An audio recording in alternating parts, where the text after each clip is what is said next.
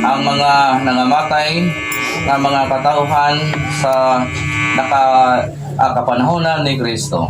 Bag paron ang ilhon tubag atong ingon tion ang mga nangamatay sa kapanahonan ni Kristo nga mao ang pulong sa kamatuoran sa balaang kasulatan.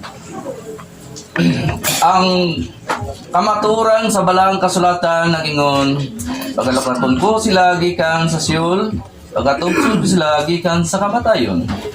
O kamatayon hay naman ang imong hampak, ang pagbasol matao gikan sa akong mga mata. Ang kamatuoran sa balaang kasulatan nag-ingon ang imong mga patay mga buhi, ang akong mga minatay mga banhaw, pagmata o pag-awit kamo nga naggapuyo sa abog, kay ang imong yamog sa kabalilihan o sa yuta nagasalibay sa mga patay. Ang kamatuoran sa balaang kasulatan nag-ingon si Jesus mao nag-ingon kaniya, ako ang pagkabanhaw o ang kinabuhi. Ang mosalig kanako bisan siya mamatay mabuhi pa siya, o ang buhi nga motuo kanako dili na mamatay. Ang kamatuoran sa balaang kasulatan nag-ingon kay ang kabubuton sa amahan mao kini nga ang matagusangan makakita sa anak ug mosalig kaniya makabaton sa kinabuhing dayon o pagabanhawon ko sa kaulahiyang mga adlaw.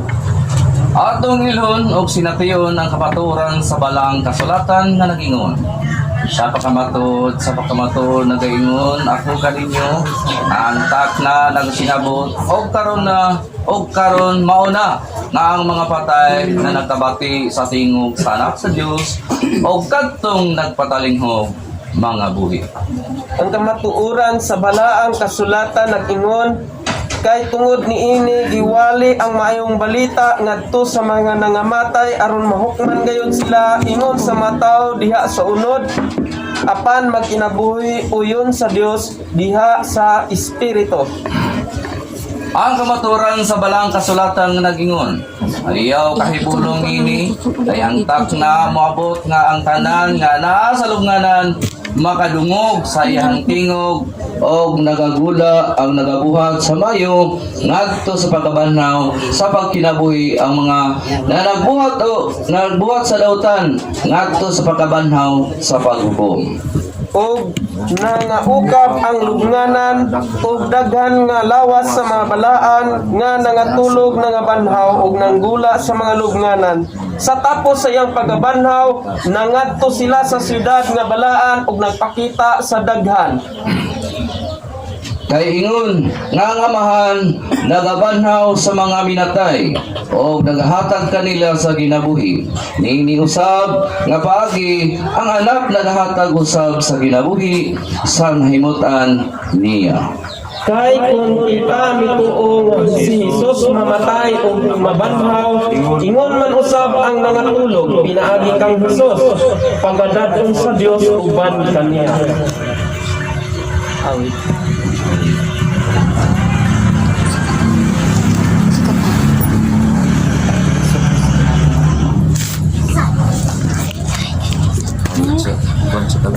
Si Kristo mo daw.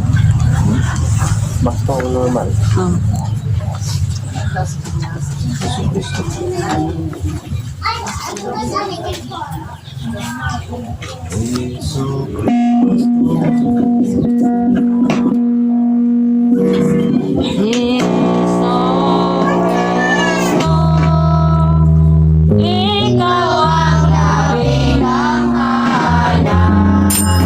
O Ginoo, tanaw sa liga pagkalaot sa imong katawan nga nakaadto sa ruwan. Tungod sa imong pagtubo pagpasang kaligan sa kapitan ang malang ang naot sa pagpapaliti sa kalayo katangkutan ay magpulong ikaw sa isang pangkabang kalibutan. Dili pa ikaw ba sa ruwan sa kalibutan labi na bibigyan Ginoo ang ibalong kung marawas sa mga buhat sa pagkabata lagi sa pagkabulan.